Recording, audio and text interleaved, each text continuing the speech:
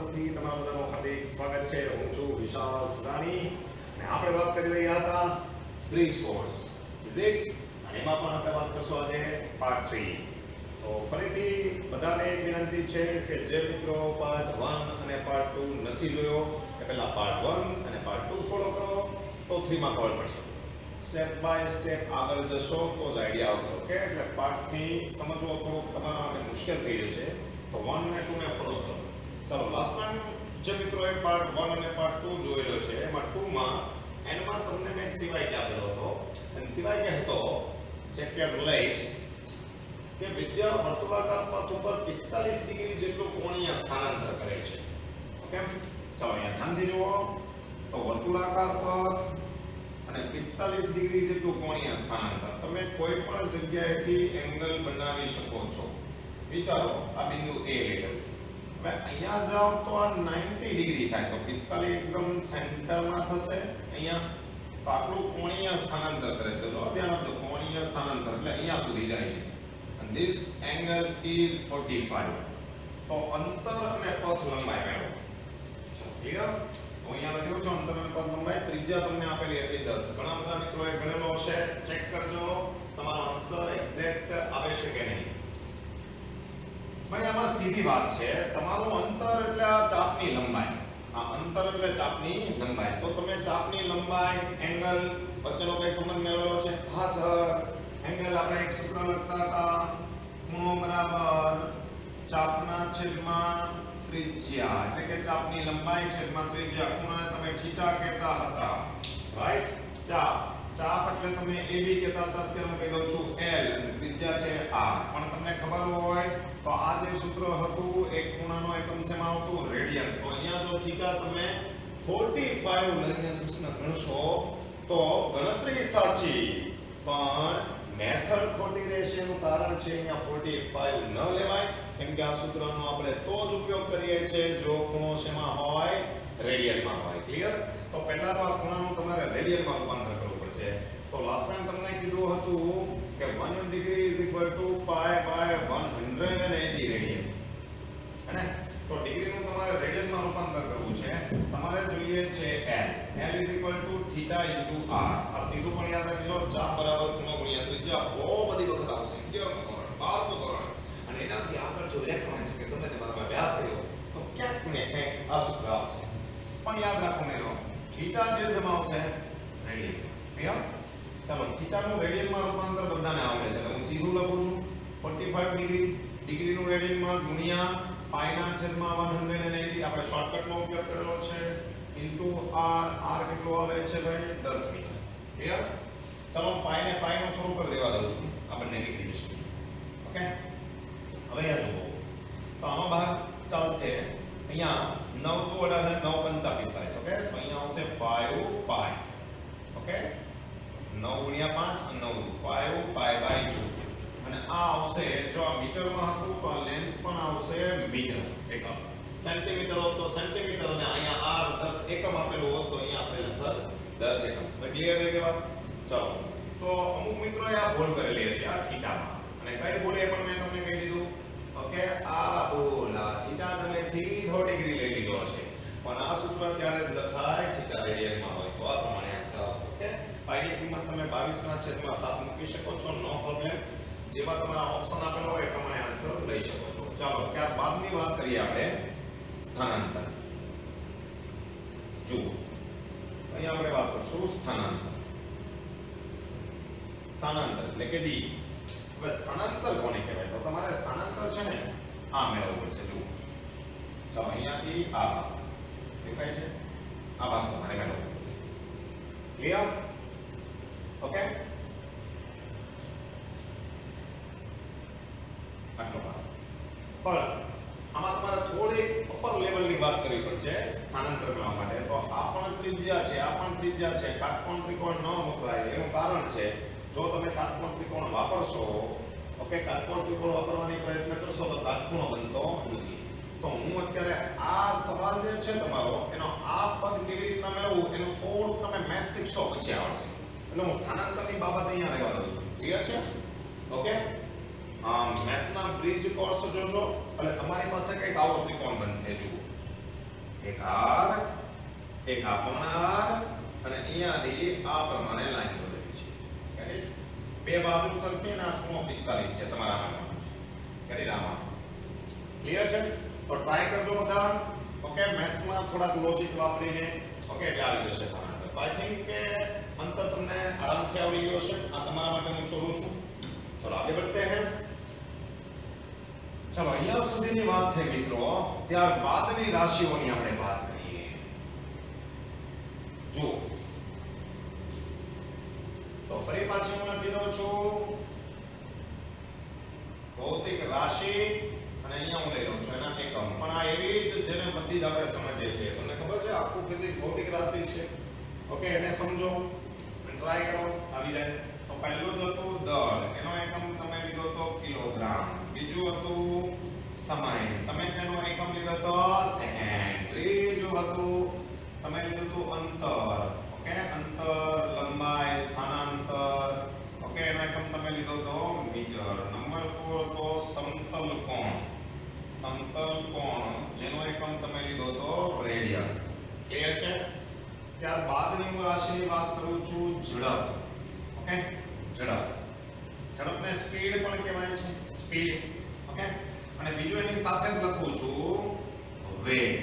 વેગને ઇંગ્લિશમાં વેલોસિટી કહેવાય. આપણે આજે બે વાત કરવાના છીએ નવી. એક તો તમે વાત કરશો સ્પીડની, ઓકે, અને બીજી વાત કરશો વેલોસિટી. વેલોસિટી ધ્યાનથી જોજો.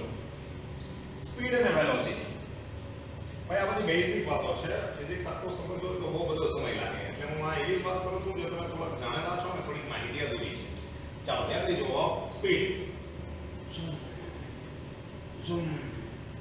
અને તમે હાઈવેસ પર ઊભા હોય તો આ રીતના વાહનો જતા હોય, તમે કહો છો સ્પીડ.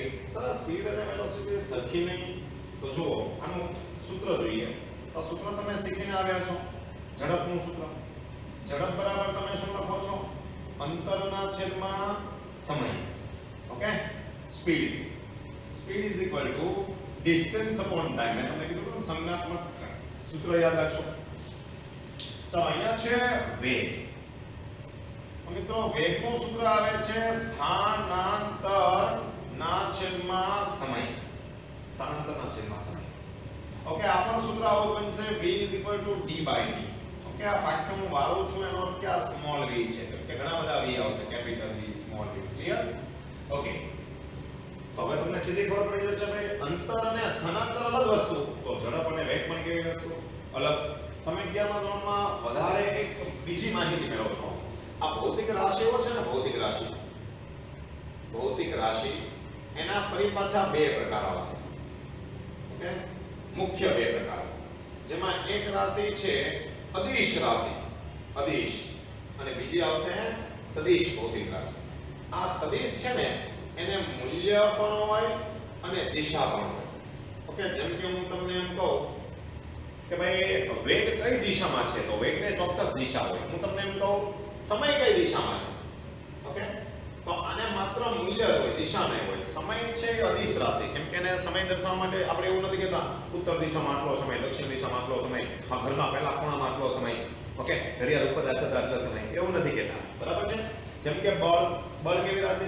સદિશ, ચોક્કસ દિશા છે બળની. ઓકે, તો એવી રીતના ઘણી બધી રાશિઓ. જેમ કે દળ, ઓકે, દળ ઉત્તર દિશામાં આટલું, દક્ષિણમાં આટલું, એટલું તો કઈ છે નહીં. ઓકે, તો દળ છે એ અદિશ રાશિ છે. તો બે રાશિ વિશે વાત કરવાની છે જેમાં આ વેગ છે ને એ સદિશ રાશિ છે.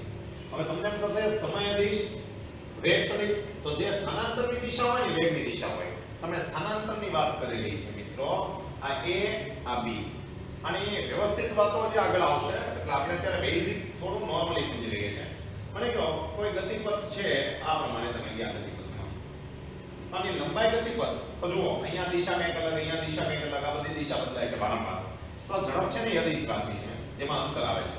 પણ સ્થાનાંતર તો પહેલું અને છેલ્લું બિંદુ વચ્ચેનું સીધું અંતર, તો જે સ્થાનાંતરની દિશા હોય પ્રારંભિક સ્થાનથી અંતિમ સ્થાન એ દિશા વેગની આવે. તો વેગની કઈ દિશા હોય તમને કોઈ પૂછે વેગની દિશા કઈ, તો વેગની દિશા પ્રારંભિક સ્થાનથી કઈ આવે? અંતિમ સ્થાન તરફ. જે કોની દિશા છે? સ્થાનાંતરની દિશા છે. ક્લિયર? ચાલો આની સાથે તમારે એક પદ યાદ રાખવું પડશે. અંતરનો એકમ કયો? અંતરનો એકમ, અંતરનો એકમ મીટર. સમયનો એકમ સેકન્ડ. તને વાંચવું હોય એકમને તો મીટર પર સેકન્ડ વંચાય. શું વંચાય છે? મીટર પર સેકન્ડ. સેમ ટુ સેમ અહીંયા પણ એકમ મીટર અને મીટર પર સેકન્ડ. તો ભાઈ આ છે ઝડપ અને વેગ. યાદ રાખજો બે વસ્તુ આવે છે, સમય સાંકળી લો તો અંતર કહેવાય. હવે આ સ્પીડ ને બધું શું છે તો સિમ્પલ છે. તમે છો તમારા ઘરેથી નીકળો છો અને કોઈ x y કે અથવા તો કોઈ પ્લેસ ઉપર જાઓ છો. તમે ત્યાં પહોંચવા માટે 10 કલાકનો સમય લો છો અને તમારો જ મિત્ર અને તમે મિત્ર સાથે નીકળો છો એ 5 કલાકમાં પહોંચી જાય છે.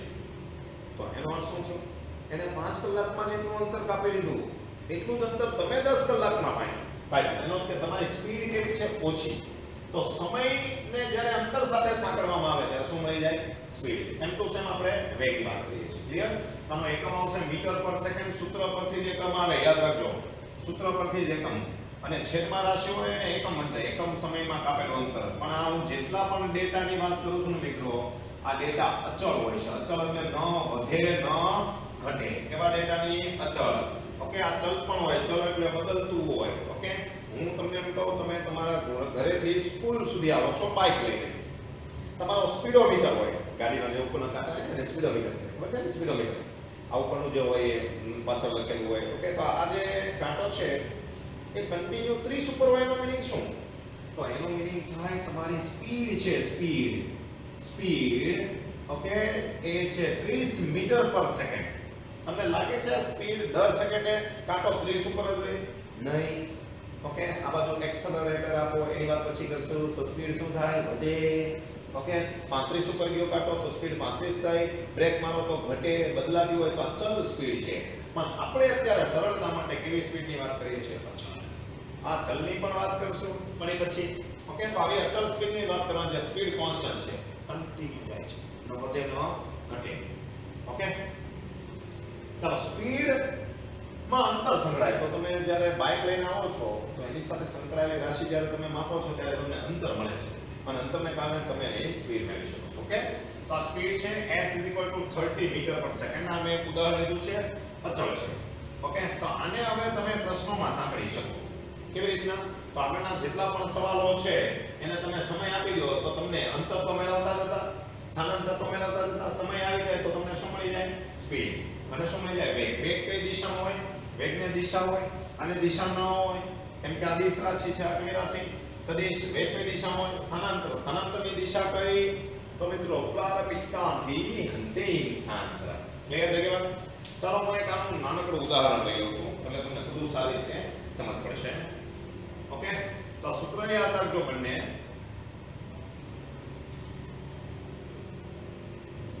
જુઓ, સૂત્ર લખી દો ને.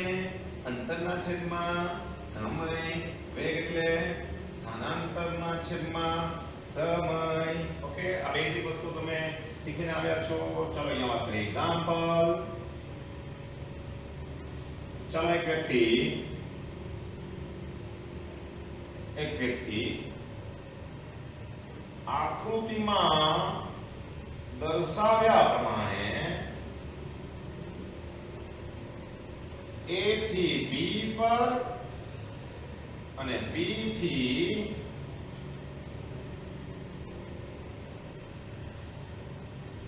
થી C પર આવે છે.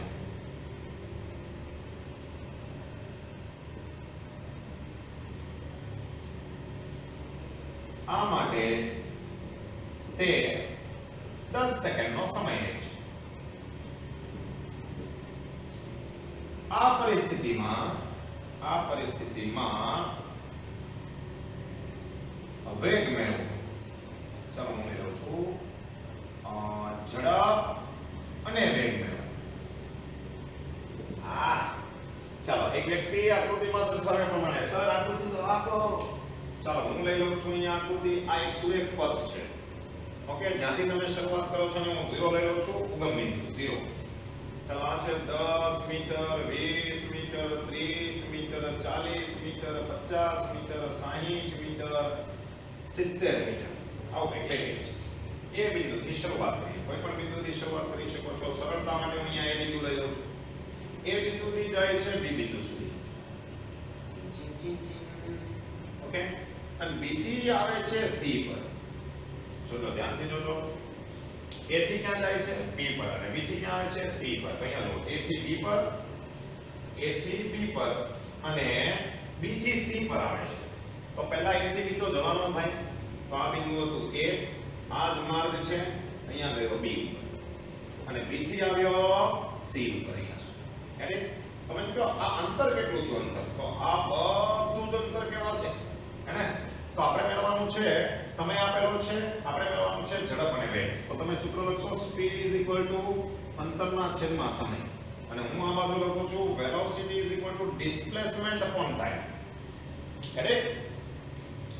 ચાલો જુઓ અંતર, જુઓ અંતર, ડિસ્ટન્સ, અંતર 0 થી B એટલે 50. તો તમારું આ અંતર 50 છે.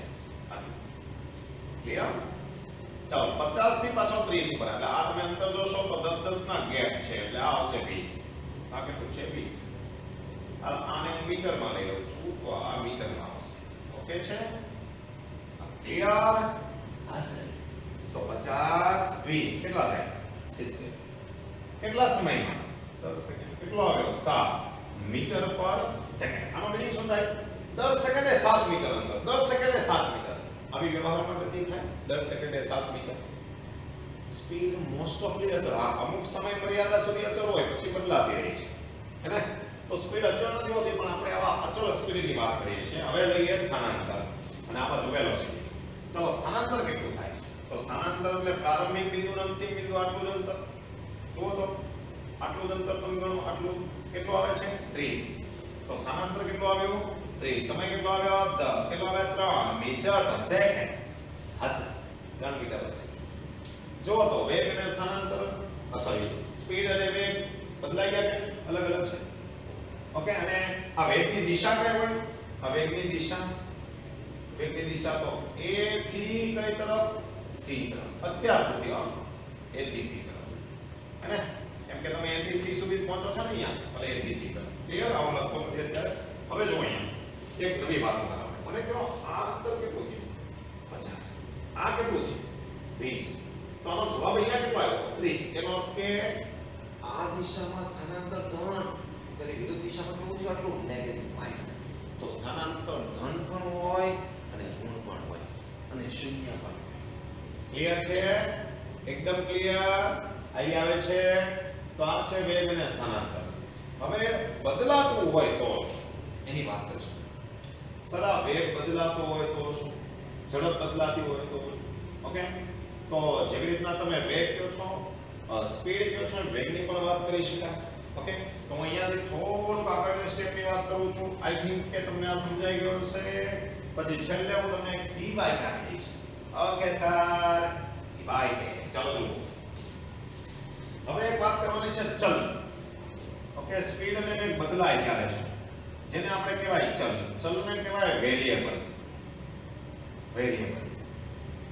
તો તમે જે શીખતા ને અત્યાર સુધી એ અચળ માટે જ વાત કરતા હતા, ચલ માટે નહોતા વાત કરતા. હવે તમારા માટે આવે છે ચલ. ધ્યાનથી સમજજો.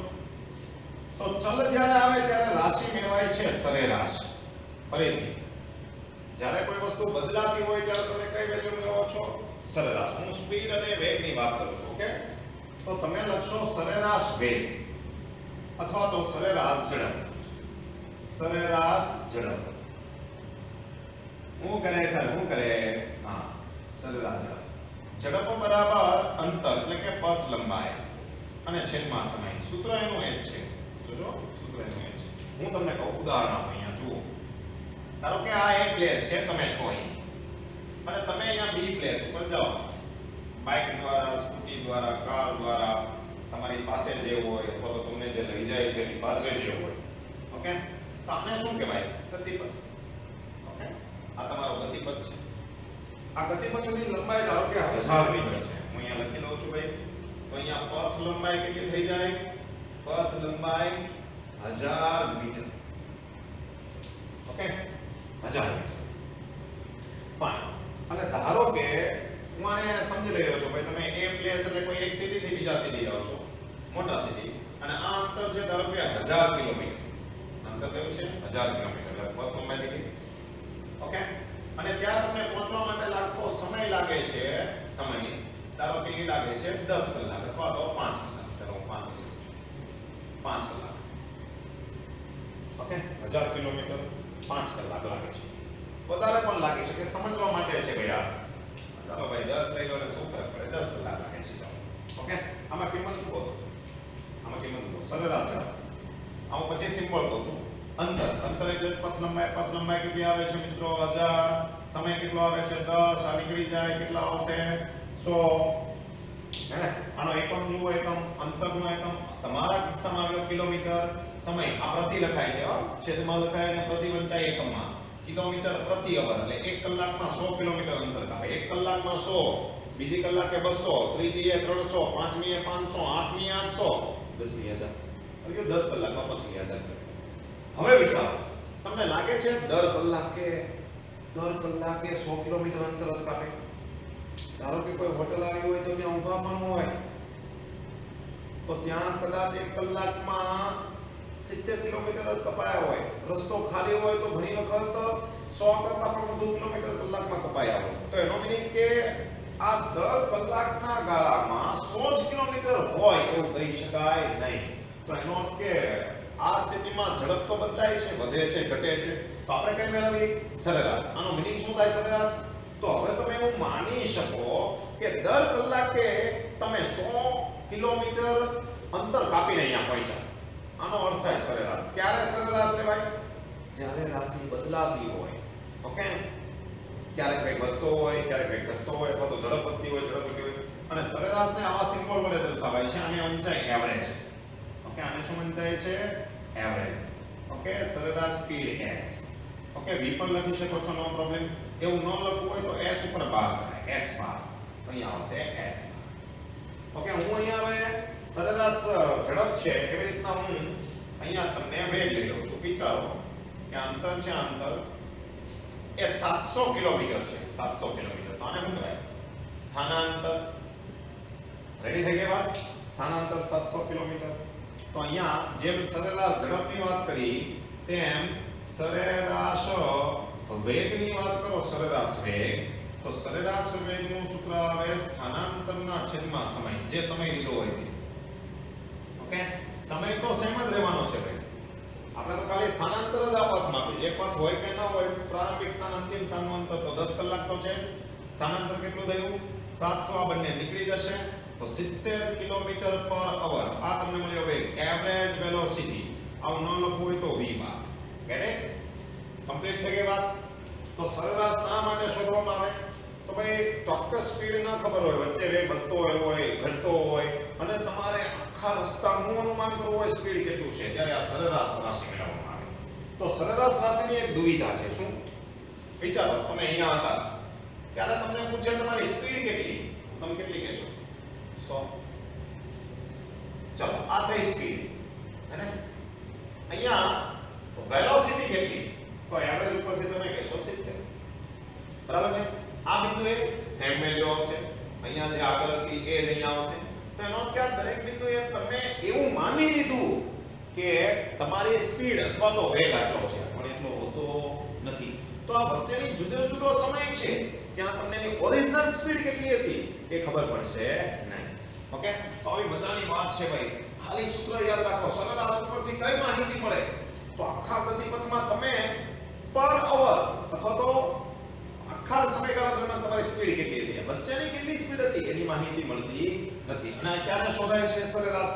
જ્યારે બદલાતો હોય, વેગ બદલાતો હોય, ઝડપ બદલાતો હોય. શું સરેરાશ ઝડપ અને સરેરાશ વેગ સરખા નહીં? ક્યાં આવે? અંતરમાં આવે સ્થાનાંતર. જે સ્થાનાંતરની દિશા હોય એ જ દિશા વેગની થાય, કોઈ પણ વેગ હોય. ઓકે તો અચળ હોય તો તમે કયું સૂત્ર મૂકશો? અંતરના છેદમાં સમય. સરેરાશ હોય તો તમે આ સરેરાશનું સૂત્ર મૂકશો. ઓકે સૂત્રમાં સેમ જ છે, પણ અચળ હોય ત્યારે જ પહેલા સૂત્રનો ઉપયોગ કરી શકાય. સરેરાશ માટે કંઈક આખો રસ્તો, આખો પથની લંબાઈ તમારે કરવી પડશે. ઓકે તો આઈ થિંક તમને આ બધું ક્લિયર હશે. ઓકે હું તમારા માટે એક સિવાય કે છોડું છું અને આવતીકાલે કંઈક નવી જ વાતો કરશું. ઓકે સર ચાલો સિવાય કે હું તમને લખી દઉં છું. ધ્યાનથી જોજો. ટુડે સિવાય કે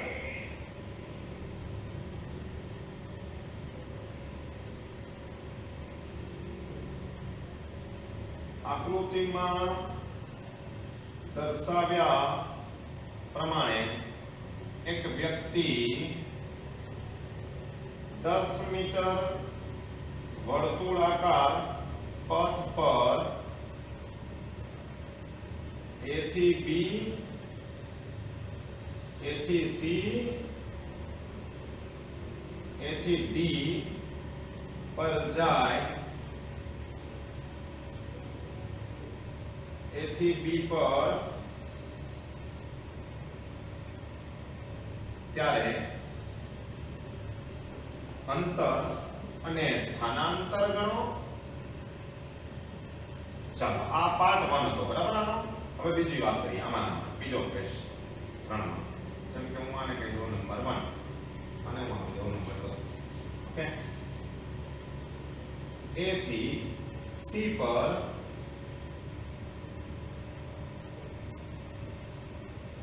વીસ સેકન્ડમાં પહોંચે છે ત્યારે સરેરાશ ઝડપ અને